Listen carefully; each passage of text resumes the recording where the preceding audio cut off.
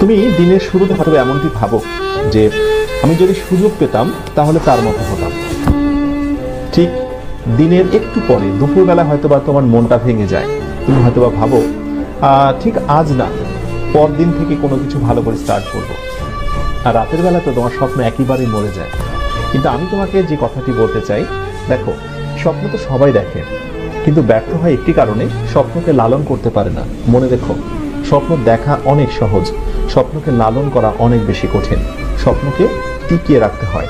একটি ফুল গাছে যেমন পানি না দিলে ফুল গাছ থেকে ভালো কোনো ফুল পাওয়া যায় না, ফুল গাছটা নিস্তেজ এবং মারা যায়, স্বপ্ন ঠিক তেমন। স্বপ্নেরও প্রাণ রয়েছে। স্বপ্নকে বাঁচিয়ে রাখতে হবে প্রচেষ্টা, আন্তরিকতা এবং ভালোবাসা দিয়ে। উদ্যোগ নাও, প্রচুর পরিমাণে পরিশ্রমী হও, চোখের ঘুমকে বিদায় দিয়ে দাও।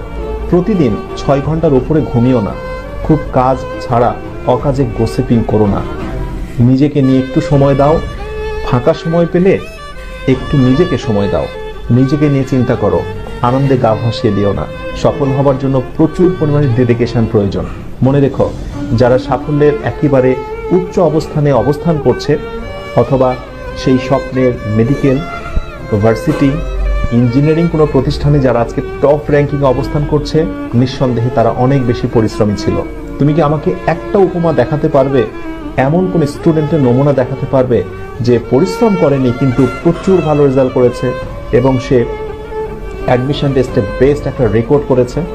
Never, impossible. সুতরাং কথা একটাই, প্রচুর পরিশ্রমী হতে হবে। পরিশ্রম করতে শেখো। তোমরা আগেই কোনো কিছু পেতে শেখো না।